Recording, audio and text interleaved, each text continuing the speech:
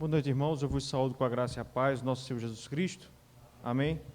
Queridos, vamos abrir a palavra de Deus nessa noite para ouvirmos a voz do Senhor a partir do livro do Apocalipse, mais uma vez. Nós estamos olhando para os primeiros capítulos do Apocalipse e hoje vamos ler e meditar no capítulo 2, do versículo 8 até o versículo 11. Apocalipse, capítulo 8, capítulo 2, perdão. Apocalipse, capítulo 2, do versículo 8 até o versículo 11. Essa é a carta que foi escrita à igreja em Esmirna. E através dessa carta, que será lida, nós seremos confrontados, exortados, também consolados nessa noite. Todos os irmãos encontraram? Amém? Apocalipse capítulo 2, de 8 a 11, assim diz a palavra de Deus. Ao anjo da igreja em Esmirna, escreve: estas coisas diz o primeiro e o último, que esteve morto e tornou a viver. Conheço a tua tribulação, a tua pobreza, mas tu és rico, e a blasfêmia dos que a si mesmos se declaram judeus e não são, sendo antes sinagoga de Satanás. Não temas as coisas que tens de sofrer.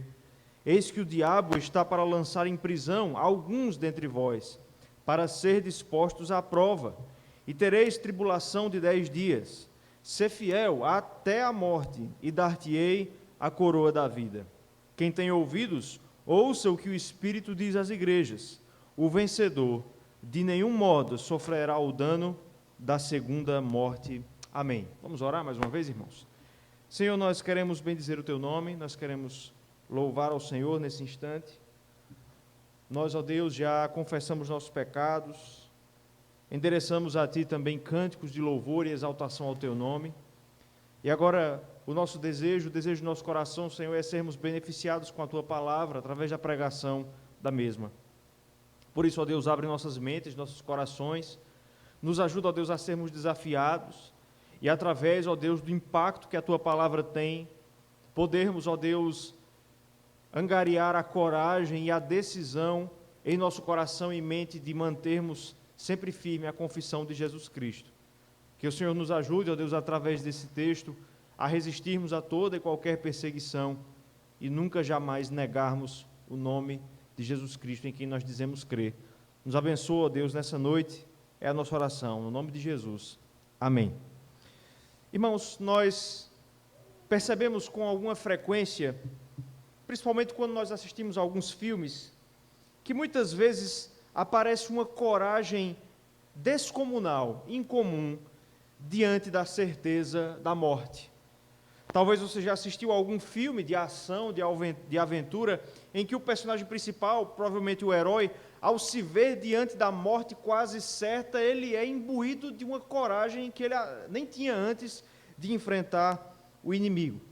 E, meus irmãos, muito possivelmente, era esse o interesse do apóstolo João ao escrever esta carta, ou ao registrar a carta de Jesus Cristo, que é endereçada à igreja em Esmirna. Nós estamos olhando aqui para a segunda das 7 cartas do Apocalipse. E é bom nós lembrarmos que nós estamos aqui ainda no contexto da primeira visão que João teve nesse livro. A visão que começa no capítulo 1, a partir do versículo 8. João ainda está olhando para o Filho do Homem no meio dos 7 candeeiros, que são as 7 igrejas.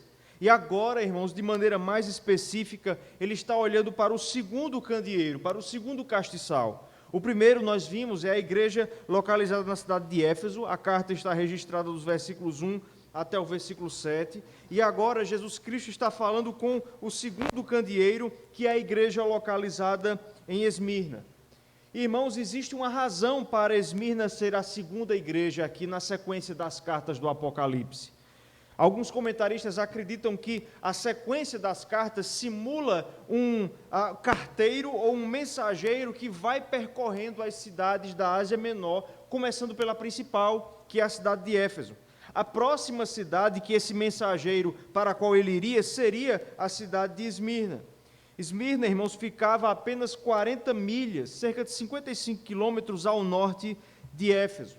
e era a segunda cidade em termos de importância na Ásia Menor. A primeira era a cidade de Éfeso. Uma nota interessante é que essa cidade ainda existe, ainda hoje. A cidade de Esmirna existe, entretanto o seu nome moderno é Izmir, fica na atual Turquia. Essa cidade, irmãos, era conhecida como a beleza da Ásia, e a sua principal característica pela qual ela era conhecida no mundo antigo era por ser uma cidade rica e uma cidade muito próspera. Aliás, isso está no próprio nome da cidade. A palavra Esmirna, irmãos, é a palavra grega Smirna, que significa mirra. E os irmãos devem lembrar bem que na Bíblia a mirra é um instrumento nobre. Na verdade, irmãos, a mirra é uma goma aromática que é produzida pela resina de algumas árvores que eram abundantes ali naquela região. E esse era um artefato de valor, de muito valor utilizado no mundo antigo. Basta que nós lembremos que os reis que foram visitar Jesus Cristo levaram para ele 3 presentes do seu nascimento: ouro, incenso e mirra. A palavra Esmirna significa mirra. Mirra fazia parte, por exemplo, do adorno do sumo sacerdote, conforme lá Êxodo capítulo 30. E no livro do Cântico dos Cânticos, capítulo 5, versos 5 e 13, nós vemos que Salomão era besuntado com mirra. Essa cidade, portanto, irmãos, era rica. Esse era um cosmético extremamente caro no mundo antigo. Essa pomposidade, essa riqueza da cidade de Esmirna, todavia, queridos, tinha um preço. A cidade era rica e próspera porque ela era uma adoradora dos deuses antigos do Império Romano. Na cidade de Esmirna havia um templo dedicado a uma deusa chamada Dea Roma, que significa deusa Roma. Era uma personificação da própria cidade de Roma e do Império Romano. Havia 2 templos na cidade de Esmirna, um dedicado ao deus Zeus, que era o maior dos deuses gregos, e outro à deusa Cibele, e esses 2 templos eram conhecidos como a coroa de Esmirna. E perceba que a nossa carta aqui vai falar em uma coroa também. Esses templos, irmãos, eram maravilhas do mundo antigo por causa da sua forma arquitetônica em forma de coroa. Esmirna também era o principal lugar de adoração do imperador no mundo antigo. Desde os dias do imperador Tibério, que era o imperador quando Jesus Cristo era adulto, Esmirna era a cidade que tinha o maior templo dedicado ao imperador. E provavelmente, queridos, por causa dessa boa vontade da cidade de Esmirna, porque Esmirna adorava o Império Romano e adorava o imperador, era uma cidade beneficiada pelo império, e por isso era uma cidade rica e próspera. E nessa cidade, irmãos, que vivia ao espírito da religiosidade do Império Romano, havia então uma igreja cristã. Nós não sabemos quem foi que plantou a igreja em Esmirna. Existem 2 possibilidades. Uma é de que tenham sido pessoas que ouviram o evangelho em Pentecostes e que eram da Ásia, conforme Atos capítulo 2, verso 9. E a outra é que a igreja tenha sido plantada durante o ministério do apóstolo Paulo, conforme nós lemos em Atos 19, 10, que quando Paulo esteve em Éfeso, ali perto, todos os habitantes da Ásia ouviram a palavra de Deus. Nós não sabemos exatamente, irmãos, como essa igreja aqui surgiu, mas o que chama a nossa atenção, irmãos, é que numa cidade caracterizada pela riqueza e pela abundância, a igreja que estava nela vai ser caracterizada pelo seu sofrimento e pela privação. Um comentarista chamado Adolf Paul, ele vai dizer, fazendo citação de Romanos 8:36, que os cristãos em Esmirna são considerados como ovelhas para o matadouro. E nós vamos ver isso aqui, irmãos, através da divisão natural que nós temos aqui no texto. Nos versículos 8 e 9, Jesus Cristo fala do sofrimento presente daquela igreja. E nos versículos 10 e 11, ele fala da tribulação do futuro. Nós vamos então olhar para o que Jesus diz àquela igreja através dessa carta, a fim de retirarmos algumas lições para a nossa própria igreja, para a nossa própria vida hoje. Vamos ler juntos, irmãos. Eu convido os irmãos a lerem comigo os versículos 8 e 9 aí de Apocalipse capítulo 2. Leiamos juntos. Ao anjo da igreja em Esmirna escreve: estas coisas diz o primeiro e o último, que esteve morto e tornou a viver. Conheço a tua tribulação, a tua pobreza, mas tu és rico, e a blasfêmia dos que a si mesmos se declaram judeus e não são, sendo antes sinagoga de Satanás. Jesus Cristo começa a sua carta, queridos, declarando o seu conhecimento. Veja que essa é a primeira palavra do versículo 9, conheço, eu conheço. Jesus diz que conhece as dificuldades da situação atual pela qual aquela igreja passava. Na verdade, ele fala aqui no versículo 9 ainda sobre a tribulação. Aquela igreja passava por uma tribulação e Jesus disse, eu conheço a tribulação pela qual vocês passam. E perceba, ainda olhando no versículo 9, que essa tribulação vai ser formada por duas coisas. Jesus fala da pobreza material daqueles irmãos, a tua pobreza, e também a blasfêmia. Olhe bem o versículo 9. Conheça a tua tribulação, a tua pobreza e a blasfêmia. Queridos, o termo grego que é traduzido aqui como blasfêmia, ele é bem verdade que o seu sentido original é de blasfêmia, uma blasfêmia dirigida contra Deus. Mas esse termo, irmãos, ele também significa difamação ou calúnia. O que João está dizendo aqui, Jesus Cristo através de João, irmãos, é que aqueles crentes sofriam com a calúnia, com a difamação, com as mentiras que eram ditas contra eles. E perceba que as duas ideias, tanto de blasfêmia quanto de difamação, vão aparecer no próprio livro de Apocalipse. Caminhe comigo aí, por favor, para o capítulo 13, versos 5 e 6. Capítulo 13, Apocalipse capítulo 13, versículos 5 e 6. Vamos ler juntos. Essa é uma descrição da besta que emerge do mar, mais à frente aí no livro de Apocalipse. Apocalipse 13, versículos de número 5 e 6. Leamos juntos?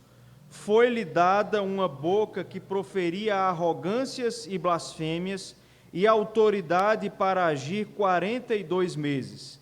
E abriu a boca em blasfêmias contra Deus, para lhe difamar o nome e difamar o tabernáculo, a saber, os que habitam no céu.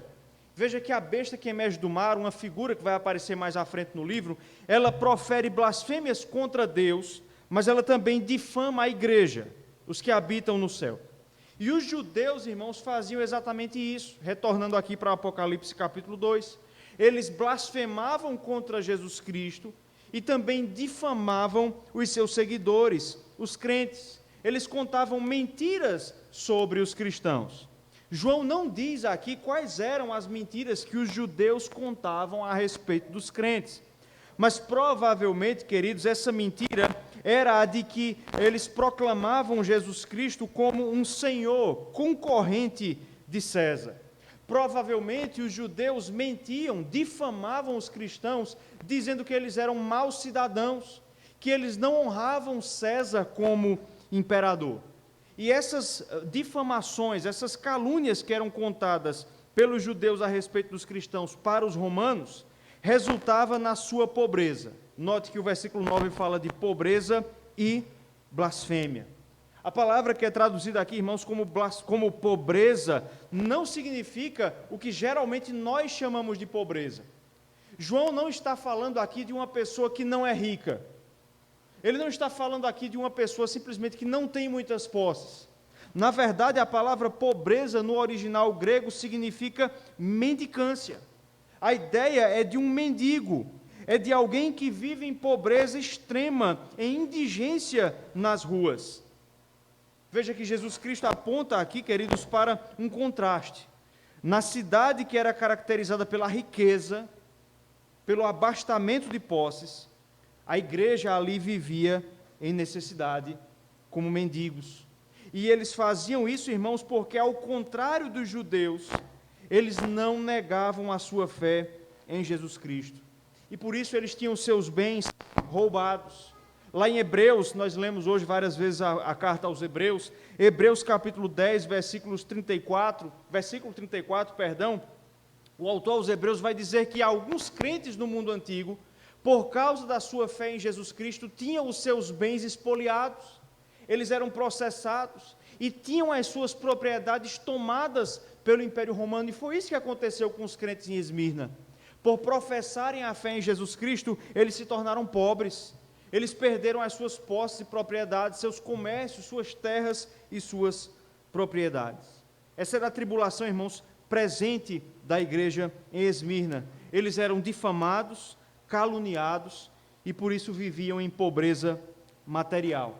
Mas perceba que mesmo fazendo esse diagnóstico, Jesus Cristo vai fazer aqui uma ressalva. Olha aí de novo o versículo 9. Conheço a tua tribulação, a tua pobreza. O que é que Jesus diz agora, irmãos? Mas tu és rico. Jesus faz questão de colocar uma nota aqui, para que os cristãos entendessem que apesar de eles serem pobres materialmente, eles eram ricos do ponto de vista espiritual. Ao contrário, irmãos, da igreja de Laodiceia, confira aí capítulo 3, versículo 17, a igreja de Laodiceia se dizia rica, mas era na verdade pobre, infeliz, cega, nua.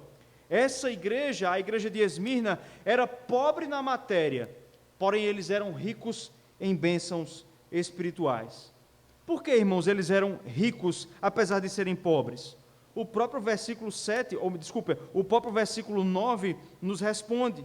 Eles eram ricos porque, ao contrário dos judeus, que eram sinagoga de Satanás, os cristãos eram, eles sim, o verdadeiro Israel de Deus. Eles eram sim os verdadeiros judeus, conforme Paulo ensina lá em Filipenses 3:3, que o judeu verdadeiro é o judeu de coração. Eles eram a verdadeira sinagoga, igreja de Deus, onde Deus é adorado através de Jesus Cristo. Perceba que no versículo 9, ele ainda vai dizer que os judeus, apesar de se dizerem judeus, apesar de se dizerem filhos de Abraão, não eram. E apesar de se dizerem sinagoga de Deus, eles eram na verdade sinagoga de Satanás. A verdadeira sinagoga de Deus eram os cristãos. Meus irmãos, apesar deles serem pobres na matéria, eles eram ricos. E eles eram ricos, irmãos, porque eles eram o verdadeiro povo de Deus na terra, a verdadeira igreja do Senhor. Isso deve, irmãos, nos chamar a atenção para o fato de que nós, muitas vezes, eu quero fazer essa aplicação aqui, nós medimos a nossa condição por aquilo que é material. Jesus fala dessa forma, irmãos, para essa igreja porque ele quer evitar exatamente isso. Apesar de eles serem pobres em termos de matéria, eles deveriam se ver como pessoas ricas e abastadas. Irmãos, muitas vezes nós cometemos esse erro. Nós temos a tendência de julgar a nossa vida pela nossa condição material.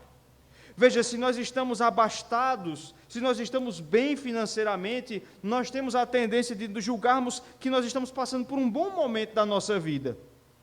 Por outro lado, se nós passamos por um momento de aperto financeiro, logo nós concluímos que toda a vida vai mal. Se algo acontece conosco, nós perdemos um bem, se nós sofremos de algum ponto de vista material, irmãos, nós temos a tendência de cair na tristeza, de nos abatermos. E, meus irmãos, isso, de certa maneira, aponta para o fato de que nós somos muito apegados aos bens materiais. Nós, irmãos, não devemos julgar a nossa condição pelos bens que nós temos. Nós não devemos nos considerar ricos ou pobres pelo quanto de dinheiro há na nossa conta bancária, se nós temos um veículo para nos locomovermos para os lugares ou não. Mas sim, irmãos, a partir daquilo que Paulo diz em Efésios 1:3, a partir de toda sorte de bênçãos espirituais em Cristo Jesus nas regiões celestes. Se você faz parte do povo de Deus, se você faz parte da sinagoga de Deus, não importa a condição material na qual você vive, você deve se considerar uma pessoa rica. Você deve se considerar alguém abastado. Porque, meus irmãos, esse mundo está cheio de pessoas que têm muitas coisas, mas, no entanto, são pobres, no entanto, são miseráveis, porque não conseguem desfrutar dessas coisas, porque só é possível desfrutar das coisas da terra quando nós temos um relacionamento com aquele que habita no céu. Amém? Em primeiro lugar, portanto, irmãos, Jesus Cristo fala da tribulação presente daquela igreja nos versos 8 e 9. Mas ele também vai apontar para a tribulação futura, para aquilo que eles deveriam ainda e efetivamente iriam sofrer no futuro. Isso está nos versículos 10 e 11. Eu mais uma vez convido a igreja para ler comigo esses dois versículos. Vamos ler versículos 10 e 11 de Apocalipse 2. Leamos. Não temas as coisas que tens de sofrer. Eis que o diabo está para lançar em prisão alguns dentre vós, para ser dispostos à prova, e tereis tribulação de 10 dias. Sê fiel até a morte, e dar-te-ei a coroa da vida. Quem tem ouvidos, ouça o que o Espírito diz às igrejas. O vencedor, de nenhum modo, sofrerá o dano da segunda morte. Jesus já falou que ele conhece ou conhecia a tribulação presente, atual daquela igreja quando a carta foi escrita, mas ele nesses versículos, irmãos, vai falar que ainda havia tribulações pelo futuro. Jesus começa dizendo, irmãos, que aqueles crentes ainda tinham coisas que sofrer. Ele aponta aqui para uma intensificação da perseguição contra os crentes. Note que no versículo 9, essa perseguição é descrita como sendo material. Eles estavam perdendo bens por causa da sua fé em Jesus Cristo, mas agora eles vão perder a sua própria liberdade. Eles vão ser presos por causa da sua fé. Jesus diz no versículo 10 que o diabo iria lançar alguns dentre os crentes de Esmirna na prisão. E o fato de Jesus Cristo mencionar aqui o diabo, provavelmente é uma ideia dos seus servos, que no contexto aqui são os judeus. Lembre-se, no versículo 9, Jesus disse que os judeus são sinagoga de Satanás. Quando no versículo 10 ele disse que o diabo iria lançar os cristãos na cadeia, ele deve estar falando mais uma vez do diabo agindo através dos judeus. Os judeus não convertidos. Os judeus que não criam em Jesus Cristo como Messias, eles iriam intensificar essa perseguição e agora, pelos romanos, os cristãos seriam lançados na cadeia. Eles seriam, meus irmãos, perseguidos de maneira mais intensa. Jesus diz que essa intensificação da sua perseguição seria uma prova. Veja que ele diz aí no versículo 10, para ser dispostos à prova. A palavra prova, irmãos, no grego, ela pode ser traduzida tanto como prova, teste, como também como tentação. A palavra pode receber os dois sentidos. E provavelmente João quer dar exatamente essas duas conotações aqui. Eles seriam provados, mas ao mesmo tempo eles seriam tentados. Eles seriam presos e eles seriam desafiados a negar a sua fé em Jesus Cristo. As pessoas chegariam para eles e diriam, nega a fé em Jesus Cristo e você será solto. Essa prova seria também uma tentação para eles renegarem a Jesus Cristo. Eles agora seriam presos e somente seriam soltos se negassem Jesus como seu Senhor. Essa prova, essa tentação, queridos, no entanto, duraria um tempo determinado. Veja que o versículo 10 diz ainda que eles seriam postos à prova por uma tribulação de 10 dias. E nós, eu já falei isso algumas vezes aqui, nós não devemos pensar que 10 dias aqui é algo literal.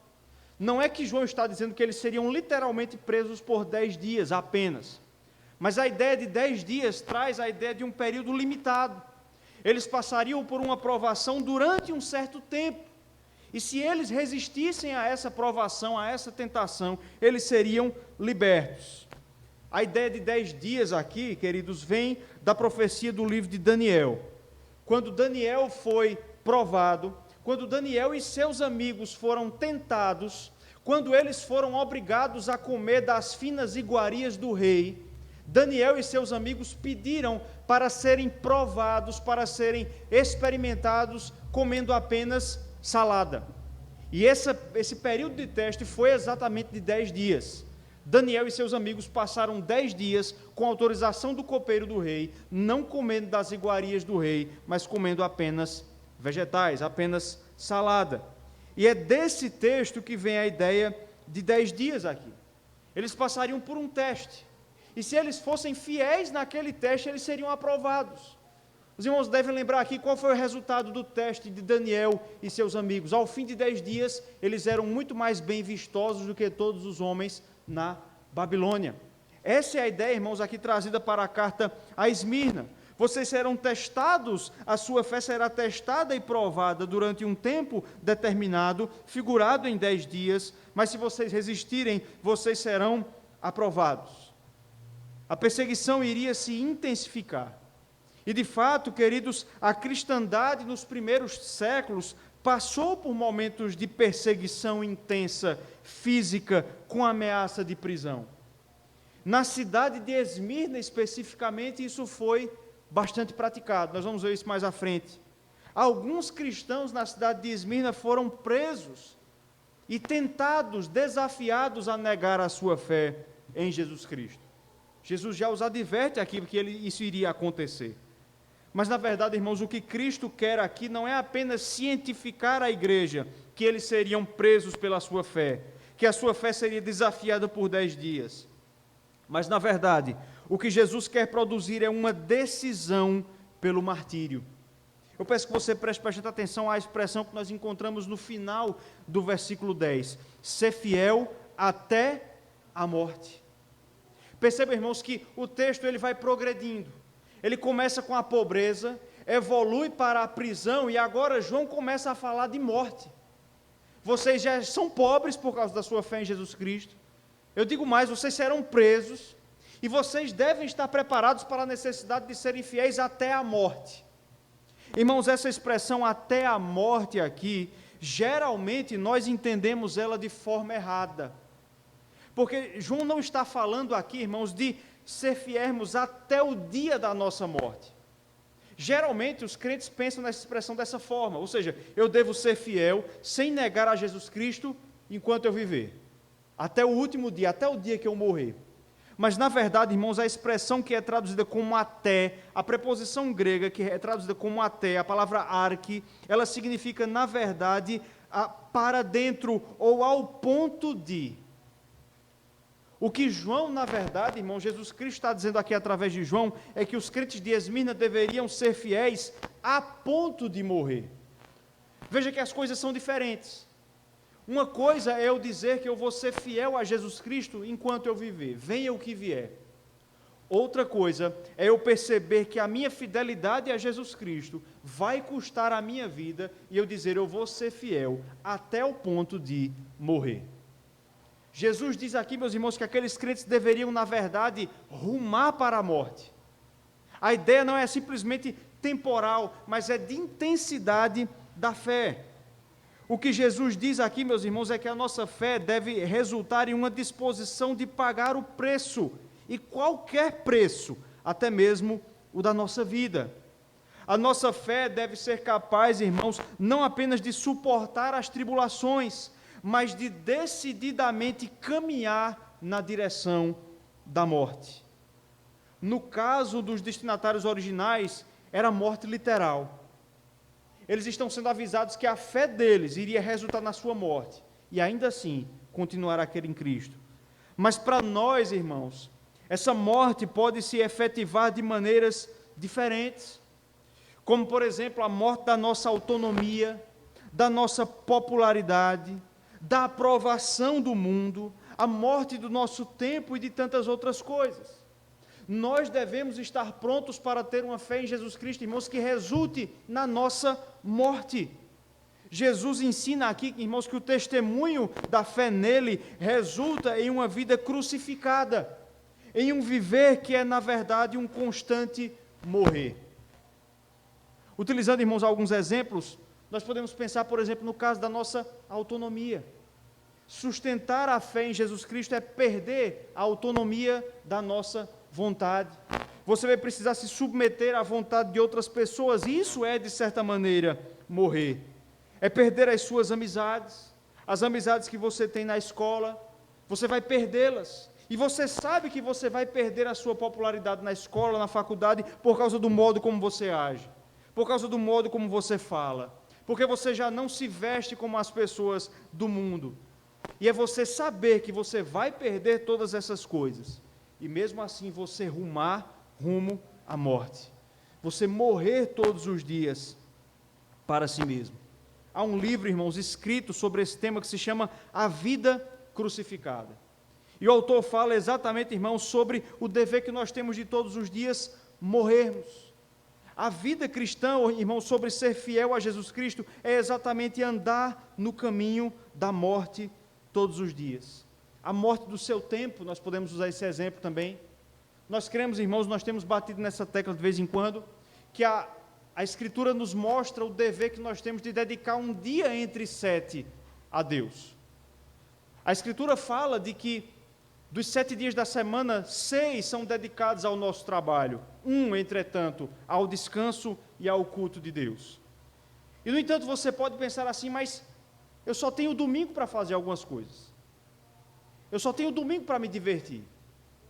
Eu só tenho o domingo para passar um dia em algum lugar. E esse único dia que me sobra é o dia que Deus toma. Irmãos, perceber que morrer é uma exigência do Evangelho nos ajuda a lidar com momentos assim. Perder o tempo, o pouco de tempo que lhe resta, dedicar a Deus, é uma forma de morrer. Mas é exatamente isso, meus irmãos, que Jesus Cristo diz aqui, que nós devemos ser fiéis rumo à morte. Nós devemos ser fiéis procurando a morte, visualizando-a nas diferentes situações do dia e entendendo que todos os dias nós somos chamados a morrer. Mas essa morte, irmãos, ela é recompensada. Verifique aí o final do versículo 10. Ser fiel até a morte e dar-te-ei a coroa da vida. A coroa aqui, irmãos, certamente traz um diálogo com a coroa de Esmirna, que eram os templos pagãos. Jesus fala aqui também de uma coroa que é dada àquele que se mantiver fiel, àquele que mantiver a sua fidelidade a Jesus Cristo a ponto de morrer. A coroa aqui não é a coroa do rei, mas a coroa do atleta, daquele que completa uma prova, um teste, o teste de 10 dias e recebe uma coroa de louros em louvor da sua vitória. Essa coroa, irmãos, é dada àqueles que são provados e encontrados fiéis. Abra sua Bíblia aí, por favor, no livro de Tiago, na carta que foi escrita por Tiago, capítulo 1, verso 12. Tiago 1, 12 fala dessa mesma coroa da vida. Repare lá. Tiago, capítulo 1, versículo 12. Mais uma vez eu convido a igreja a ler juntamente comigo esse versículo. Tiago 1,12, leamos: bem-aventurado o homem que suporta com perseverança a provação, porque depois de ter sido aprovado, receberá a coroa da vida, a qual o Senhor prometeu aos que o amam. Essa coroa, irmãos, da vida, daquele que morreu e recebe agora a coroa da vida que nós perseguimos. Essa coroa da vida, ela é contrastada no versículo 11 com a segunda morte. E a segunda morte, irmãos, conforme Apocalipse, capítulo 20, verso 14 e 21, verso 8, é o lago de fogo, é o inferno. Jesus diz que aquele que morrer e vencer, aquele que vencer a sua prova, o vencedor, de modo nenhum sofrerá o dano da segunda morte. Veja que Jesus Cristo diz aqui que todo ser humano vai precisar morrer. A pergunta é quando e como. Aqueles que morrerem agora para si mesmos, aqueles que forem fiéis a Jesus Cristo, morrendo, entregando a sua vida a Ele todos os dias, e se necessário for literalmente morrendo, não precisarão enfrentar a segunda morte, a morte eterna, o inferno.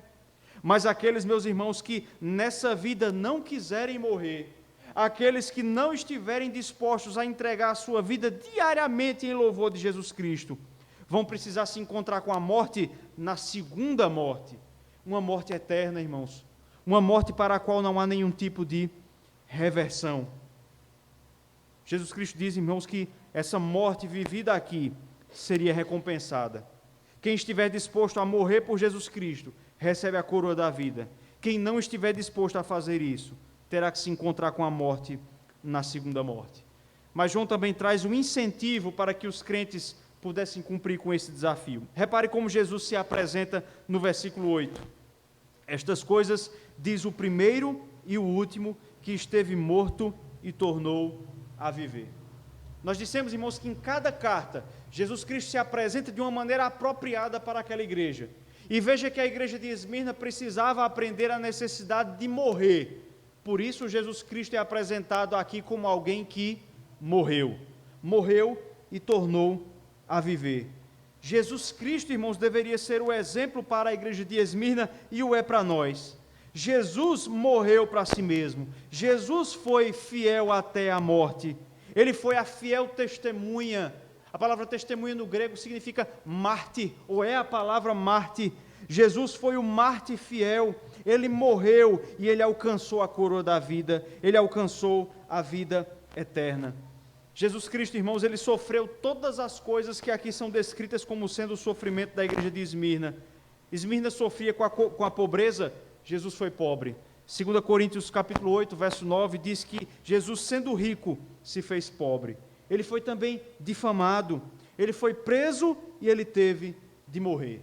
Jesus, então, irmãos, é o exemplo daquele que morreu para si mesmo todos os dias e alcançou a vida eterna. E o mesmo dever é colocado para nós aqui. É colocado para a igreja de Esmirna e também para nós. É preciso primeiro morrer para depois alcançar a vida. Jesus mesmo ensinou em Mateus 16, 25. Os irmãos lembram bem desse versículo. Porquanto, quem quiser salvar a sua vida, perdê-la-á. E aquele que perder a sua vida por minha causa, achará. A ordem, irmãos, portanto, é essa. Primeiro morrer, para depois encontrar a vida. Porque quem quiser viver agora, vai perder a sua própria vida.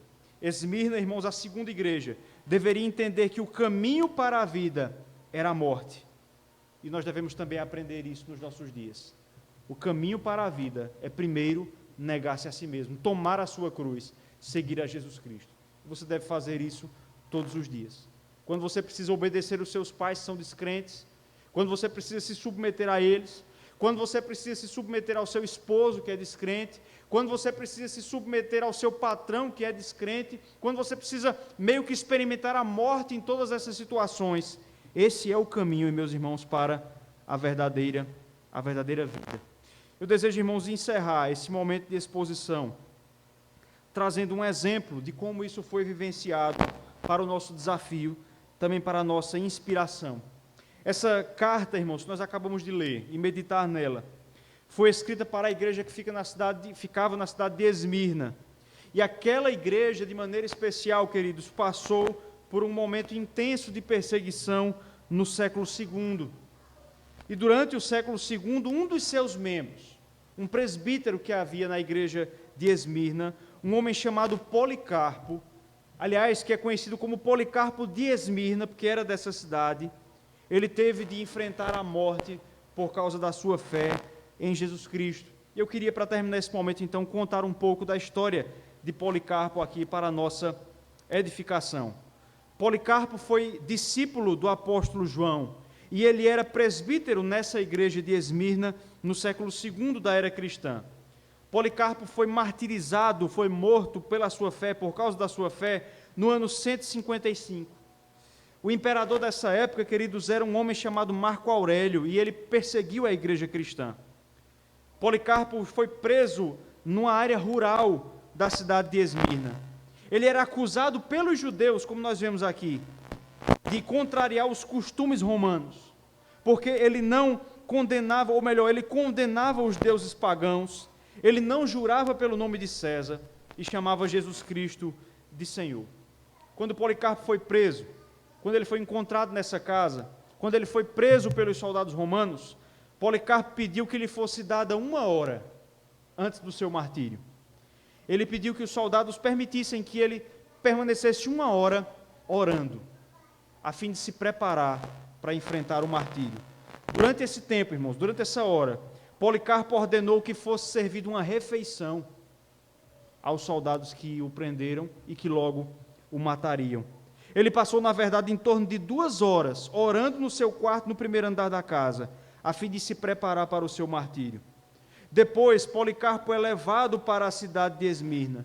Durante o caminho, irmãos, oficiais falavam para ele que não custaria nada, bastava que ele fizesse um sacrifício a César, que ele matasse um animal em sacrifício do Deus César, e ele seria livre da sua culpa e poderia retornar para casa em segurança. Policarpo responde dizendo que ele não faria nada disso.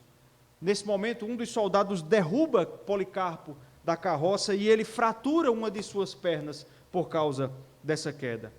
Quando ele chega no estádio, o estádio, irmãos, da cidade de Esmirna, a ágora da cidade, estava lotada com o povo que gritava morte aos ateus, que era como eram chamados os cristãos. Policarpo foi ali interrogado pelo procônsul, um homem chamado Estácio Quadrado. Esse homem, um oficial romano, começa a dizer a Policarpo que era preciso apenas que ele jurasse pelo nome de César, não precisava nem sacrificar mais, bastava que ele jurasse pelo nome de César e que ele dissesse também morte aos ateus, e ele então estaria livre da sua culpa. Policarpo então olha para a multidão, aponta um de suas mãos e diz: morte aos ateus, mas nesse caso se referindo aos pagãos. O procônsul então insiste com Policarpo: jure e eu libertarei, renegue a Cristo. Policarpo responde dizendo: 86 anos eu o tenho servido e ele nunca me fez mal. Como eu poderia blasfemar o meu rei e o meu salvador? O procônsul continua, ele continua dizendo: eu tenho bestas selvagens na minha mão e vou jogá-lo a elas, a menos que você se arrependa. Policarpo responde: chame-as então, porque nós não estamos acostumados a trocar o que é bom pelo que é mal, e tudo bem para mim ser trocado do que é mal pelo que é bom. O oficial romano então continua: vendo que você não teme as feras, eu farei que você seja queimado vivo se não se arrepender. Policarpo responde: você me ameaça com fogo que queima 1 hora e depois de um pouco se apaga, mas é ignorante quanto ao fogo do julgamento que está vindo e da punição eterna reservada para os maus. Mas o que você está esperando? Adiante com o que você quer. E assim, meus irmãos, depois de ser interpelado várias vezes, Policarpo foi queimado vivo. As chamas rapidamente tragaram o seu corpo. Enquanto as chamas o queimavam, Policarpo pregava o Evangelho. Ele dizia à multidão quanto à realidade de Jesus Cristo ser o Messias, quanto ao céu e quanto ao inferno. E antes de morrer, Policarpo disse: hoje eu agradeço a vocês por permitirem que eu compartilhe do cálice de Cristo e dos mártires, cujos corpos e almas ressurgirão na eternidade do Espírito. Aceite-me, dizendo a Deus, como um sacrifício vivo. E então ele expirou, entregou o seu espírito e morreu diante de toda aquela cidade. Tudo que foi dito aqui na carta aconteceu com Policarpo. E essa história, irmãos, ficou registrada em um pequeno livro que você pode encontrar de graça na internet, chamado O Martírio de Policarpo. Esse livro foi escrito pelos membros da igreja de Esmirna e foi enviado como carta para igrejas de cidades próximas para incentivar outros crentes que eram perseguidos. Irmãos, que a semelhança da igreja de Esmirna, que a semelhança de Policarpo, nós sejamos fiéis até a morte, morrendo todos os dias, como os crentes do passado. Amém.